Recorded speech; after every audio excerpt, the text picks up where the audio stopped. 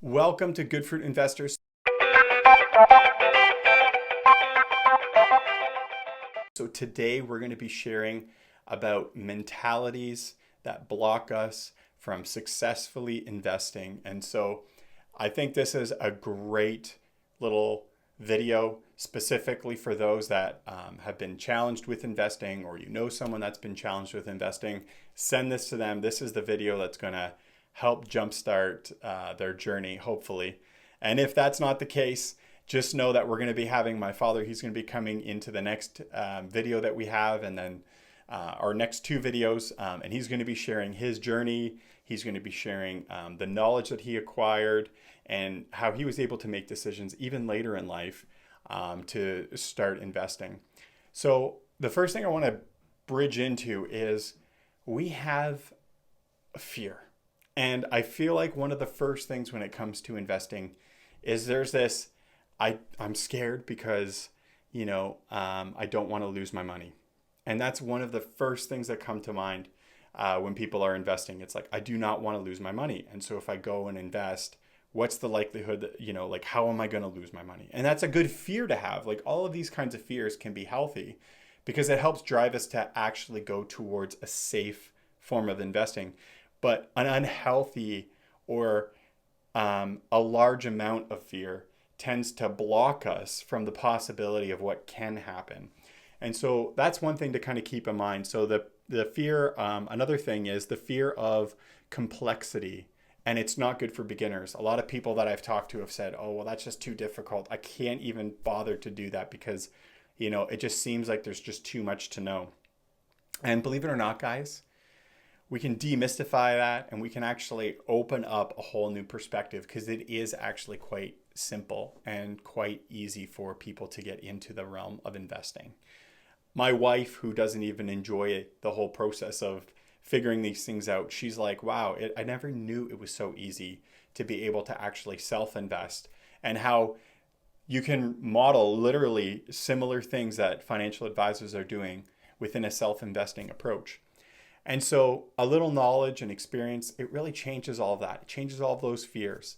And another thing too is there's a shift in the mindset from thinking that you're going to be gambling to, no, this is a wealth building practice. This is something that I'm going to do because everybody else has a retirement account, or everybody else has, an investment account that they're saving up for something. So I'm going to get into that space too and start doing that. Because you really can actually lower your costs, and your income doesn't have to be as high as you continue to practice healthy forms of investing.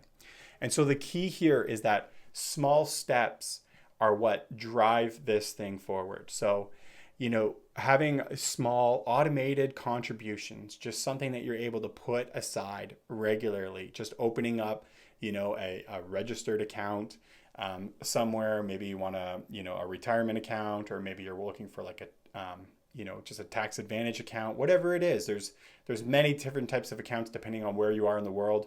Here we've got like the the RRSP, which is our retirement account, and we have a TFSA, which is like if you're wanting to save for short-term goals and you want to, have it in there for a bit and then be able to pull it out. So, and there's lots of different ways you can use these accounts, and I'm not going to get into that. That's not the point of this video. The point of this video is really to deal with the mindset. And so, it's difficult though, because at the same time, when you're making those small steps and you're growing your knowledge and you're building that confidence, one of the things that you have to really watch out for is, do not get distracted with scams and short-term gains where people are, promising these big, huge, lofty returns. Or lack of research. So there's a lot of things that can really be a block along these this small step process that you're taking, because maybe you want to jump a few steps. And so I recommend just being able to get all the information that you need before you start making those big decisions, and having that slow process of learning as you go is very important. So another thing here is, knowledge. That's one of the things that we do here at Good Fruit Investors is we have lots of different ways that you can start your journey. And we didn't want to make it difficult for somebody to start. We don't want there to be a cost for it. And so what we did was we have a course called 10 Pillars of Investing. That course really covers the basics of anybody that is getting into investing. So, it's really short. You can do it in an evening. Really good course to do. Go and check out goodfruitinvestors.com for that, or a link down below. And then if you look at our other course that we have that's free is Avoiding Scams. We don't like the idea of different con artists and scams that are out there taking advantage of people when it comes to finances, because when you're getting started, that's another big pitfall that tends to happen. And then the other thing too is we have a free monthly newsletter where we post out what kinds of shows that we have that are coming up. And so all of those things are completely free. And then we also have a community space that if you're interested, you can sign up. That's something that you have to pay for, as well as bigger courses. So if those are things that you're interested in, you want to get into this whole realm of self-investing and just kind of like learn what kinds of proven strategies have been out there for different types of people that have been, experienced in the industry, and what they're saying and what they're recommending and stuff like that. That's what this whole thing kind of covers. We try to go into all of the research. We try to give you a lot of that information so you can help learn what types of investing are better suited for yourself. When I look at people like Warren Buffett, he only invests in good long-term companies, and that's what he looks for. And there's all the noise everywhere. They're trying to come up with all these different strategies. And here's a man that's just looking for, I want a good, solid, long-term company that I can get at a discount. And so if you look at his company, Berkshire Hathaway, it's a huge investment firm, and a lot of people stand behind it because, it's got half decent returns, as well as just looking at the indexes. And just looking at just a simple S&P 500 index, and you look at the performance of it over the long run, there's a performance to be had there. A lot of times people mix the S&P 500 with other types of asset classes to diversify and as well as just kind of lower some of that risk if you're in a more of a short-term horizon. And so there's a lot of different things when it comes to successfully investing that actually are really good.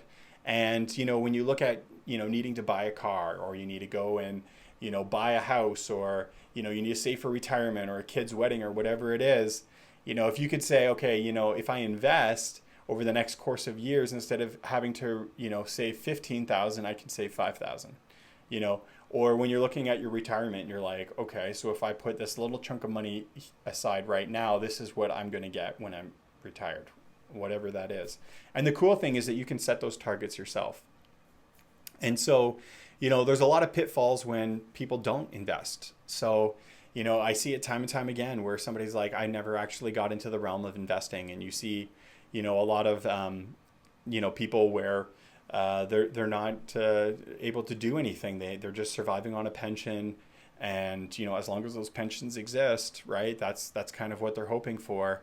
And maybe they saved up a little bit, hopefully, but the risk of not investing is that ultimately there's not going to be something there to actually help carry you a little bit. And so that's the risks that get associated with it, is that there really isn't anything that's going to help you out. You have to just continually work or be continually dependent upon, government pensions, or, when you want to save up for something, you either have to swipe that credit card and then pay those interest payments so the cost of that item becomes even larger, or just pay the full pop for those types of things that you're purchasing. And so, it's a real pitfall, and it's a real challenge. And so, these are things that we have to do internally. We have to have an internal motivation to actually get ourselves into that better spot financially and be able to lock things in. And so I hope this is an encouragement to somebody out there.